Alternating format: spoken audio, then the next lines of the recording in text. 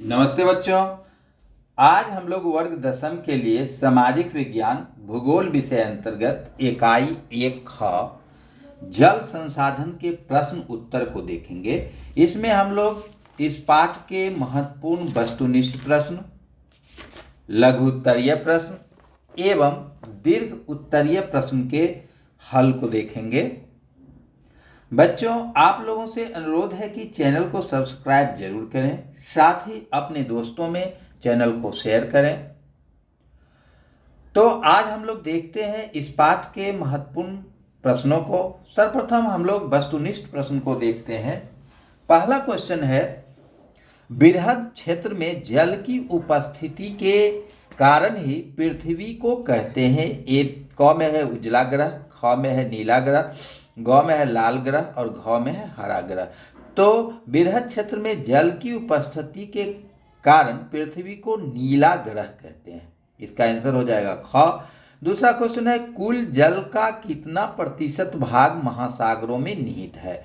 तो कुल जल का 96.5% जो है महासागरों में निहित है। इसमें आपका घ में 96.6 है, तो इसका आंसर हो जाएगा ये। अगला क्वेश्चन है, देश के बांधों को किसने भारत का मंदिर कहा। क में है महात्मा गांधी, ख में है डॉक्टर राजेंद्र प्रसाद, ग में है पंडित नेहरू और घ में है स्वामी विवेकानंद। तो देश के बांधों को भारत का मंदिर पंडित नेहरू ने कहा था। इसका आंसर हो जाएगा ग। अगला क्वेश्चन है, प्राणियों के शरीर में कितना प्रतिशत जल की मात्रा निहित होती है। तो लगभग 65% जो है जल की मात्रा निहित होती है, इसलिए इसका उत्तर हो जाएगा ग। अगला क्वेश्चन है, 5 बिहार में अति जल दोहन से किस तंत्र का संकेंद्रण बढ़ा है। क में है फ्लोराइड, ख में है क्लोराइड, ग में है आर्सेनिक और घ में है लौह। तो इसका आंसर हो जाएगा आर्सेनिक, ये 5 का ग। अब लघु उत्तरीय प्रश्न है और लघु उत्तरीय प्रश्न में आपका पहला क्वेश्चन है, बहुउद्देशीय परियोजना से आप क्या समझते हैं। तो इस क्वेश्चन में हम लोग को बहुउद्देशीय परियोजना के बारे में लिखना है। तो बहुउद्देशीय परियोजना से आप क्या समझते हैं, इसका आंसर होगा बहुउद्देशीय परियोजना से अभिप्राय ऐसी परियोजना से है जिसमें विकास के कई उद्देश्यों की प्राप्ति एक साथ होती है। स्वतंत्रता प्राप्ति के पश्चात देश में तीव्र आर्थिक विकास, देश को आत्मनिर्भर बनाने एवं लोगों के जीवन स्तर में सुधार लाने के लिए नदी घाटी परियोजनाओं पर विशेष बल दिया गया। इन परियोजनाओं का मुख्य उद्देश्य बाढ़ नियंत्रण, मृदा अपरदन पर रोक, पेय एवं सिंचाई हेतु जलापूर्ति, परिवहन, मनोरंजन, वन्य जीव संरक्षण, मत्स्य पालन, पर्यटन आदि है। अगला दूसरा क्वेश्चन आपका है, जल संसाधन के क्या उपयोग हैं, लिखें। इसका उत्तर होगा, जल की महत्ता को देखते हुए हमारे प्राचीन ग्रंथों में जल ही जीवन है कहा गया है। जीवन सृजन में जल अति महत्वपूर्ण है। प्राणियों में 65% तक तथा पौधों में 65 से 99% जलीय अंश ही विद्यमान है। पेयजल, घरेलू कार्य, सिंचाई, उद्योग, जन स्वास्थ्य, स्वच्छता तथा मलमूत्र विसर्जन इत्यादि के कार्यों के लिए जल अपरिहार्य है। जल विद्युत निर्माण तथा परमाणु संयंत्र, शीतलन, मत्स्य पालन, जल कृषि, वानिकी आदि के लिए भी जल महत्वपूर्ण है। अगला क्वेश्चन आपका है, अंतर्राज्यीय जल विवाद के क्या कारण हैं। तो भारत में अनेक ऐसी नदी है जो एक से अधिक राज्यों से होकर बहती है। इन नदियों में गंगा, ब्रह्मपुत्र, कृष्णा, कावेरी, गोदावरी, नर्मदा आदि प्रमुख है। अनेक विकासात्मक कार्य जैसे सिंचाई, मत्स्य पालन, बहुउद्देशीय परियोजना आदि नदी जल से ही जुड़ी हुई है। एक से अधिक राज्यों के बीच इन्हीं नदी जल के बंटवारे एवं जल के उपयोग को लेकर आपस में विवाद की स्थिति उत्पन्न हो जाती है। अगला क्वेश्चन है आपका, जल संकट क्या है। तो आवश्यक कार्यों के लिए जल की अनुपलब्धता जल संकट के रूप में जाना जाता है। स्वीडन के विशेषज्ञ फॉल्कन मार्क के अनुसार प्रत्येक व्यक्ति को प्रतिदिन 1000 घन मीटर जल की आवश्यकता है। इससे कम जल की उपलब्धता जल संकट है।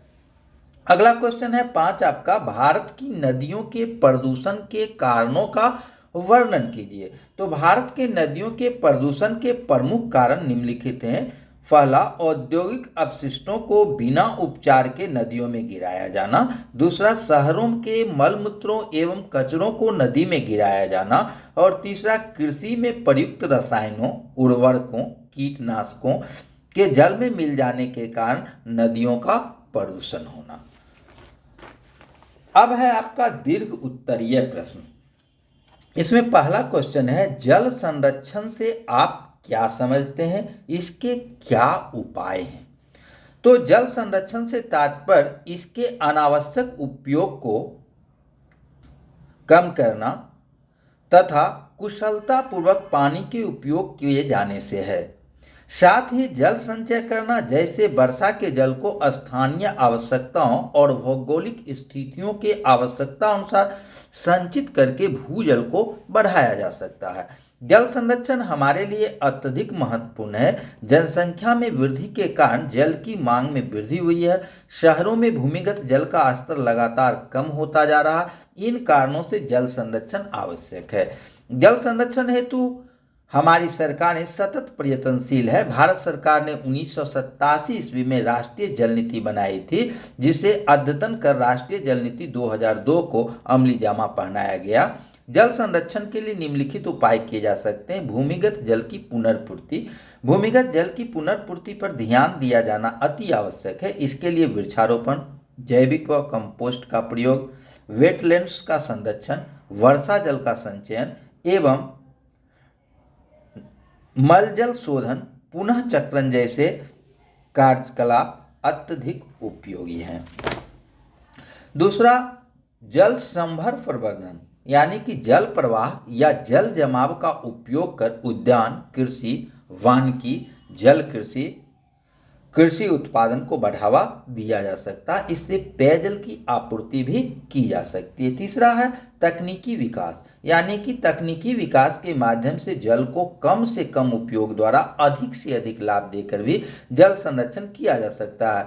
ड्रिप सिंचाई, लिफ्ट सिंचाई, सूक्ष्म फुहारों द्वारा सिंचाई, सीढ़ीनुमा कृषि आदि इसके अंतर्गत आते हैं। इसके अतिरिक्त वर्षा जल का संग्रहण व पुनः चक्रण, शहरीकरण, भवन निर्माण आदि में जल प्रबंधन का ध्यान रखकर भी जल का संरक्षण किया जा सकता है। अगला क्वेश्चन आपका है दूसरा, वर्षा जल की मानव जीवन में क्या भूमिका है, इसके संग्रहण व पुनः चक्रण की विधियों का वर्णन उल्लेख करें। तो वर्षा जल मानव जीवन के लिए अत्यधिक महत्वपूर्ण है। भूपृष्ठीय जल एवं भूमिगत जल का महत्वपूर्ण स्रोत वर्षा जल ही है। वर्षा जल की महत्ता का अंदाजा इससे भी लगाया जा सकता है कि भूमिगत जल का 22% भाग का संचय वर्षा जल का भूमि में प्रवेश करने से होता है। अतएव मानव जीवन में वर्षा जल की उपयोगी भूमिका स्वतः सिद्ध हो जाती है। भारत में प्राचीन काल से ही वर्षा जल का संग्रहण एवं उपयोग की परंपरा रही है। भारतीयों के द्वारा स्थानीय परिस्थितियों में वर्षा जल, भौम जल, नदी जल, बाढ़ के जल का उपयोग अनेक तरीकों से विकसित किए गए थे। पश्चिम हिमालय क्षेत्रों में गुल अथवा कुल जैसी वाहिकाएं नदी की धारा का रास्ता बदलकर खेतों में सिंचाई के लिए बनाई है। पश्चिम भारत खासकर राजस्थान में पेयजल हेतु वर्षा जल का संग्रहण छत पर करते थे। शुष्क एवं अर्धशुष्क क्षेत्रों में वर्षा जल को एकत्रित करने के लिए गड्ढों का निर्माण किया जाता है, जिससे मृदा सिंचित कर खेती की जा सके। राजस्थान के बाड़मेर जैसे शुष्क क्षेत्रों में पेयजल का संचय भूमिगत टैंक में किया जाता है, जिसे टांका कहा जाता है। यह प्रायः आंगन में हुआ करता है, जिसमें छत पर संग्रहित जल को पाइप के द्वारा जोड़ दिया जाता है। मेघालय के शिलोंग में छत वर्षा जल संग्रहण आज भी प्रचलित है। कर्नाटक के मैसूर जिले में स्थित गंडाथूर गांव में छत जल संग्रहण की व्यवस्था 200 घरों में है, जो जल संरक्षण की दिशा में मिसाल है। वर्तमान समय में महाराष्ट्र, मध्य प्रदेश, राजस्थान, एवं गुजरात सहित कई राज्यों में वर्षा जल संरक्षण एवं पुनः चक्रण किया जा रहा।